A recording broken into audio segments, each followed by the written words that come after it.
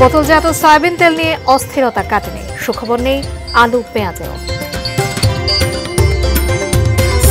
Teknaf Saint Martin নৌ রুটে যাত্রীবাহী নৌযান চলাচলে নিষেধাজ্ঞা প্রত্যাহার। পোষ্য কোটা বাতিল চান শিক্ষার্থীরা, শিক্ষক ও কর্মকর্তারা বহালের পক্ষে। এবং সর্বনিম্ন তাপমাত্রা তেঁতুলিয়ায় ৮.৪ ডিগ্রি সেলসিয়াস।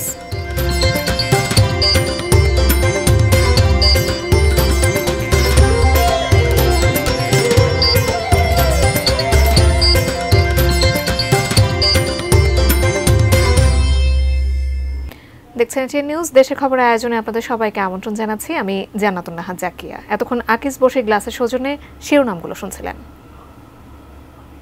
বিস্তারিত এবং শুরুতে অর্থ বাণিজ্যের বাজার প্রসঙ্গ। বোতলজাত সয়াবিন তেল নিয়ে অস্থিরতা কাটেনি বাজারে। বেশিরভাগ দোকানেই মিলছে না প্রয়োজনীয় এই পণ্য। সবজির বাজার কমতির দিকে হলেও আলু পেঁয়াজে অস্বস্তি এখনো রয়ে গেছে। রাজধানীর বিভিন্ন বাজার ঘুরে আরো জানাচ্ছেন সহকর্মী মাহাদি সেকান্দার।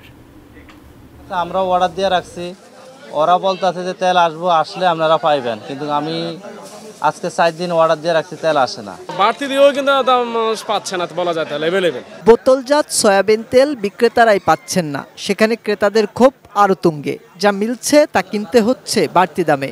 সরকার লিটার প্রতি 8 টাকা দাম বাড়ালেও ওই দামে বাজারে তেল পাওয়া যায় না। সরবরাহ সংকটে বোতলজাত সয়াবিন তেল কিনতে হচ্ছে প্রতি লিটার 180 টাকারও বেশি দামে। তেল তো মনে করেন মার্কেট আউট, টাকা দিয়েও মানুষ তেল পাইতেছে না। দাম বাড়লো, তারপরে বললো যে তেল পাওয়া যাবে, এখনো তো তেল নাই। শীত জেকে বসার সাথে সবজির দামও কমতে শুরু করেছে। রাজধানীর বিভিন্ন বাজার ঘুরে দেখা যায় সবচেয়ে কম দামে মিলছে পেঁপে 40 টাকা কেজি, বেগুন প্রকার ভেদে 60 থেকে 80 টাকায়, শসা, ঢেঁড়স, করলা, ঝিঙে ও পটলের দর 50 থেকে 70 টাকা প্রতি কেজি। টমেটো ও শিমের দামও সামান্য নেমেছে, তবে এখনো শতকের আশেপাশেই। নানা জাতের শাকের আটিও মিলছে 10 থেকে 15 টাকায়। অনেক কমে গেছে, ঠিক আছে, সবজির আমদানি হবে আর কমবে। নতুন আলু উঠতেছে, সব জিনিসের দাম কমতে আছে, কেজি 10-15 টাকা কমে আছে। কাঁচামরিচের দামও নাগালের মধ্যে, কেবল আলু এবং পেঁয়াজই এখনো সাধারণ ক্রেতার সন্তুষ্টির বাইরে। একটা কঠোর নিয়ন্ত্রণ ব্যবস্থা যদি রাখা যায়, তাহলে আমি মনে করি আগামী 15 দিনের মধ্যে শীতের সবজির দাম একটা সহনীয় পর্যায়ে আসবে। শীতের সবজিটা এখন আরো কমা উচিত ছিল, সেই হিসাবে কিন্তু এখনো কমেনি। দাম নিয়ন্ত্রণে কেবল সরবরাহ বাড়ানো নয়, মধ্যস্বত্বভোগীদের দৌরাত্ম্য কমানোর দাবি ক্রেতা বিক্রেতা সবার। সরবরাহ আছে, এর সরবরাহ আছে, কিন্তু এগুলা আপনার ঠিক মতো ডিস্ট্রিবিউট হচ্ছে না। মাহাদি সেকেন্দার, এটিএন নিউজ, ঢাকা। যতবারই ছুঁই তোকে দিই যত্ন মাখা কোমল ছোঁয়া। এসিআই নিয়ে এলো কোকোনাট মিল্ক ও জাফরানের নির্যাস সমৃদ্ধ বেবি সফট বেবি লোশন, যা বাবুর ত্বকের আর্দ্রতা বজায় রাখে দীর্ঘক্ষণ। কোমল ছোঁয়া প্রতিবার, বেবি সফট। দেখছেন দেশের খবর। টেকনাফ সেন্ট মার্টিন নৌ রুটে যাত্রীবাহী নৌযান চলাচলে নিষেধাজ্ঞা প্রত্যাহার। তবে ফিশিং বোট সহ সব ধরনের নৌযানকে নাফ নদীর জলসীমা অতিক্রম না করার অনুরোধ করেছে প্রশাসন। সকাল থেকেই নাফ নদীতে ফিশিং ট্রলার সহ সব ধরনের নৌযান চলাচল স্বাভাবিক রয়েছে। এছাড়াও স্বাভাবিক রয়েছে কক্সবাজার সেন্ট মার্টিন নৌ রুটে পর্যটকবাহী জাহাজ চলাচল। এই রুটে প্রতিদিনই যাতায়াত করছে পর্যটকবাহী জাহাজ বারোয়াউলিয়া, কর্ণফুলী এক্সপ্রেস, বেক্রুজ ও কেয়ারি সিনবাদ। টেকনাফ উপজেলা ইউএনও শেখ এহসান উদ্দিন জানিয়েছেন, আরাকান আর্মি টেকনাফ সীমান্তের ওপারের এলাকাটি পুরোপুরি দখলে নিয়ে নাফ নদের মিয়ানমার অংশে নিষেধাজ্ঞা আরোপ করে। তাই নিরাপত্তার কারণে নৌযান চলাচল বন্ধ রাখা হয়। এখন পরিস্থিতি অনেকটাই স্বাভাবিক হয়, নিষেধাজ্ঞা তুলে নেওয়া হয়েছে। আমাদের দেশে একটা প্রচলন আছে, বছরের প্রথমে একটা বাচ্চাদের জন্য একটা বড় অ্যামাউন্ট লাগে। ঠিক করলাম যে আমরা একটা ডিপিএস খুলি, এবং বিকাশে এটা খোলার কারণ হচ্ছে কি, বেশি হ্যাজেল নাই, বাসায় বসেই সব করা যাচ্ছে। আমি যে টাকাটা তুলছি, সেক্ষেত্রেও দেখা গেছে যে আমার ওরা কোনো চার্জ নেয়নি। বিকাশ অ্যাপে ডিপিএস, টাকা জমায় সারা দেশ। আর খবর, পোষ্য কোটা ইস্যুতে উত্তাল রাজশাহী বিশ্ববিদ্যালয়। মুখোমুখি অবস্থানে বিশ্ববিদ্যালয়ের শিক্ষক, কর্মকর্তা, কর্মচারী এবং শিক্ষার্থীরা চান বাতিল, শিক্ষক ও কর্মীরা চান বহাল। কোনো সমাধানেই পৌঁছাতে পারছে না বিশ্ববিদ্যালয় প্রশাসন। রুবেল ইসলামের তোলা ছবিতে বুলবুল হাবিবের প্রতিবেদন। প্রতিষ্ঠার 24 বছর পর 1977 সালে তৎকালীন উপাচার্য অধ্যাপক আব্দুল বারী রাজশাহী বিশ্ববিদ্যালয়ের শিক্ষক, কর্মকর্তা ও কর্মচারীদের জন্য পোষ্য কোটা চালু করেন। যার ফলে প্রথম বর্ষের মোট আসন সংখ্যার অতিরিক্ত শিক্ষার্থী ভর্তি করতে পারে বিশ্ববিদ্যালয় প্রশাসন। শুরুতে ৫% শিক্ষক কর্মকর্তা ও কর্মচারী সন্তান কোটা সুবিধায় ভর্তির সুযোগ পেলেও শিক্ষার্থীদের দাবির মুখে এবছর তা কমিয়ে ৩% নামিয়ে আনা হয়েছে। কিন্তু তা মানতে নারাজ বিশ্ববিদ্যালয়ের অধিকাংশ শিক্ষার্থী। তারা পোষ্য কোটার পুরোপুরি বিলুপ্তি চান। আমরা বলছি যে পোষ্য কোটা এটা আসলে কোনো কোটা না, এটা একটা দুষ্ট চক্র, এটা একটা সিন্ডিকেট। শিক্ষকদের মধ্যে আপনার ৫০-১০০ জন ছাড়া বেশিরভাগই বাকিরা সবাই সবার আত্মীয়। পোষ্য কোটার বাতিলের দাবিতে গত 14 নভেম্বর থেকে লাগাতার আন্দোলন করে আসছেন শিক্ষার্থীরা। গণ আমরণ কর্মসূচি, রেড কার্ড প্রদর্শন, পোষ্য কোটার যৌক্তিকতা নিয়ে উন্মুক্ত বিতর্ক, প্রতীকী পোষ্য কোটার কবর রচনা সহ নানা কর্মসূচি পালন করছেন তারা। ২১-২২ শিক্ষাবর্ষে শুধুমাত্র ৩১ জন শিক্ষার্থী যারা ফেল করেও তারা পোষ্য কোটায় ভর্তি হয়েছে, তার সার্টিফিকেটটা পাচ্ছে। আর আমার পুরো জীবনটা আমি শেষ করে দিয়ে আমি একটা সার্টিফিকেট পাচ্ছি। আলটিমেট আউটপুট আসতেছে তাদের দিকে। তবে পোষ্য কোটাকে বিশ্ববিদ্যালয়ে কর্মরত শিক্ষক কর্মকর্তা কর্মচারীদের জন্য ইনসেনটিভ বলেই মনে করেন শিক্ষকরা। তাদের দাবি বিশ্বব্যাপী এটা স্বীকৃত। আসন সংখ্যার অতিরিক্ত ভর্তির ফলে মেধাবী কেউ বঞ্চিত হয় না। শিক্ষার্থীরা যেটা আন্দোলন করছে, আমার ধারণা তাদের বোঝার ভুল আছে, অথবা তাদেরকে কেউ উল্টাপাল্টা বোঝাচ্ছে ভুলভাল, যার কারণে তারা এটাকে বাতিলের দাবি করছে। অন্যান্য বিশ্ববিদ্যালয় বাতিল করেনি, সেখানে কোনো আন্দোলন হচ্ছে না। বিশ্ববিদ্যালয়ের শিক্ষক কর্মকর্তা ও কর্মচারী এবং ছাত্র প্রতিনিধিদের সাথে কয়েক দফা বৈঠক করেও কোনো কার্যকরী সমাধানে আসতে পারেনি প্রশাসন। ভাইস চ্যান্সেলর চাইলে ওটি আসলে এককভাবে করতে পারেন না, তার সেই এখতিয়ার বিশ্ববিদ্যালয় আমাদের যে অধ্যাদেশ সেটা দেয়নি। আসলে ভর্তি কমিটির মাধ্যমে এটা আবার পর্যালোচনা পুনর্মূল্যায়ন। দাবি না মানা হলে আরো কঠোর কর্মসূচি দেওয়ার ঘোষণা দিয়েছেন আন্দোলনকারীরা। তবে আরেকটি পর্যালোচনা কমিটি গঠন করেছে বিশ্ববিদ্যালয় প্রশাসন। বুলবুল হাবিব, এটিএন নিউজ, রাজশাহী। গত কয়েকদিন ধরে 10 থেকে 13 ডিগ্রির ঘরে থাকলেও আজ তেঁতুলিয়ায় সর্বনিম্ন তাপমাত্রা ছিল 8.4 ডিগ্রি সেলসিয়াস, যা সারা দেশের মধ্যে চলতি মৌসুমে এই পর্যন্ত সর্বনিম্ন। হেমন্তের শীতেই কাঁপছে হিমালয় কন্যা পঞ্চগড়। টানা 5 দিন পর গতকাল সূর্যের দেখা মিললেও তাতে নেই উত্তাপ। চারদিক অনেক বেলা পর্যন্ত কুয়াশার চাদরে ঢেকে থাকছে। বিকেলের পর উত্তর দিক থেকে ধেয়ে আসে হিম শীতল বাতাস। সারা রাত শিশির পড়ে বৃষ্টির মতো। এতে বেশ বিপাকে পড়েছেন এখানকার খেটে খাওয়া মানুষেরা।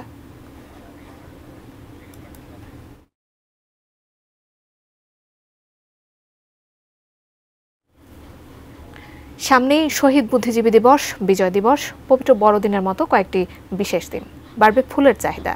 তার যোগান দিতে প্রস্তুত যশোর ও ঝিনাইদহের ফুল চাষিরা। বিশেষ দিবসগুলো ঘিরে বেড়েছে তাদের ব্যস্ততা। যশোর থেকে নজরুল ইসলাম মল্লিক ও ঝিনাইদহের ইমন হাসানের তথ্য ছবিতে ডেস্ক রিপোর্ট।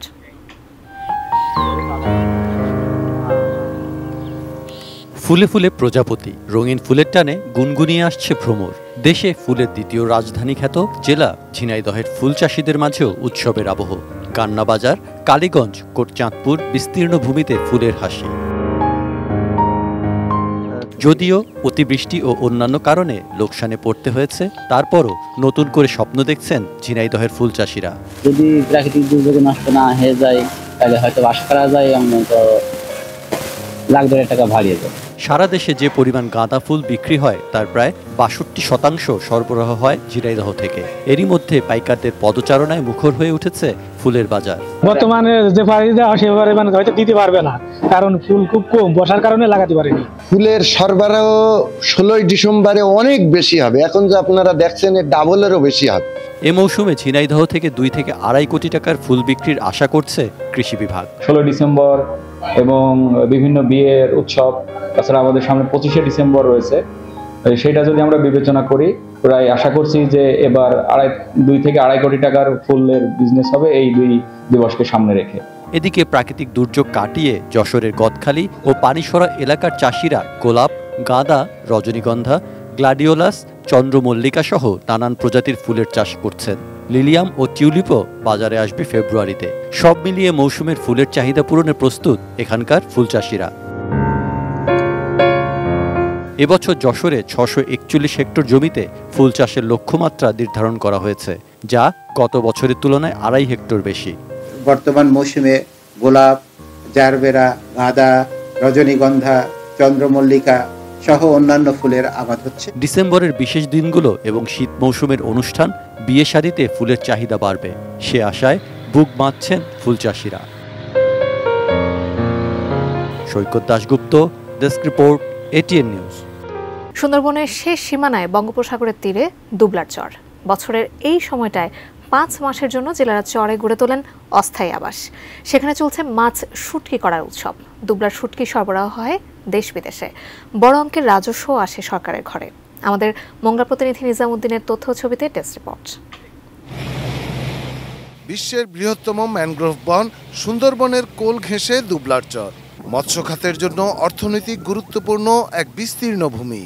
সেখানে 5 মাসের জন্য জেলেপল্লী করার অনুমতি দেয় বন বিভাগ। দুবলার চরের আলোর কোল, মাঝের কেল্লা, নারকেলবাড়িয়া, শেলার চর ও মেহের আলীর চর, এবারও এই 5টি স্থানে গড়ে উঠছে শুটকি পল্লী। মংলা থেকে নদীপথে দুবলার চরের দূরত্ব প্রায় 90 কিলোমিটার।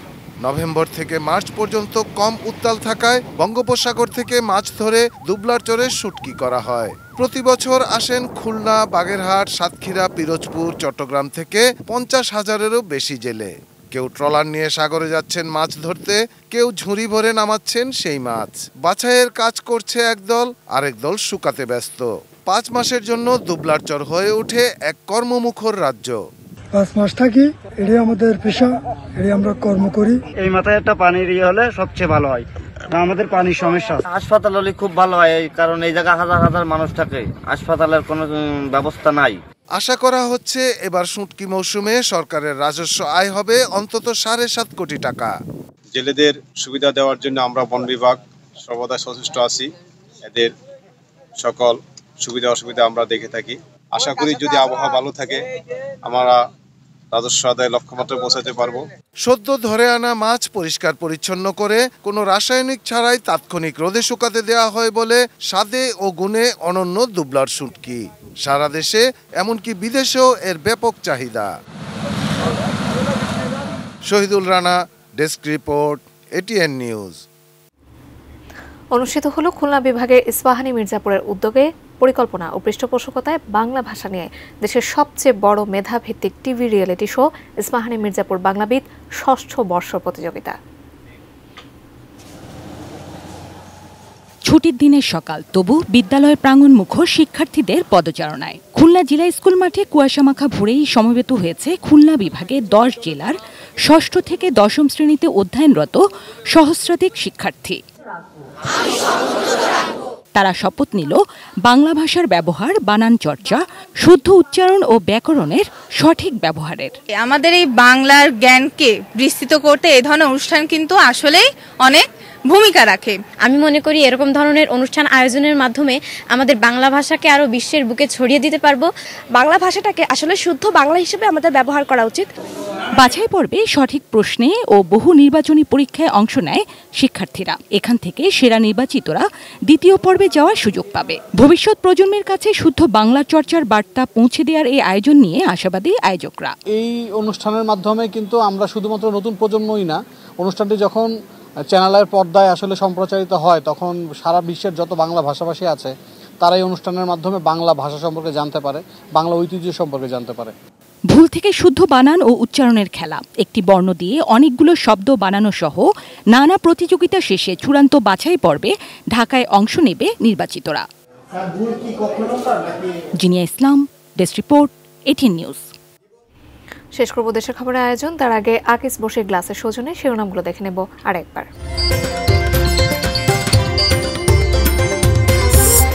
বোতলজাত সয়াবিন তেল নিয়ে অস্থিরতা কাটেনি, সুখবর নেই আলু পেঁয়াজেও।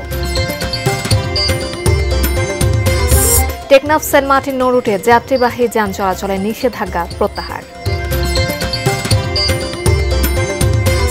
পোষ্য কোটা বাতিল চান শিক্ষার্থীরা, শিক্ষক ও কর্মকর্তারা বহালের পক্ষে। সর্বনিম্ন তাপমাত্রা তেঁতুলিয়ায় 8.4 ডিগ্রি সেলসিয়াস। বিভিন্ন দিবসে ফুলের যোগানে প্রস্তুত যশোর ও ঝিনাইদহের ফুল চাষিরা। এবং দুবলাচরের জেলে পল্লীতে চলছে শুটকি বানানোর ধুম।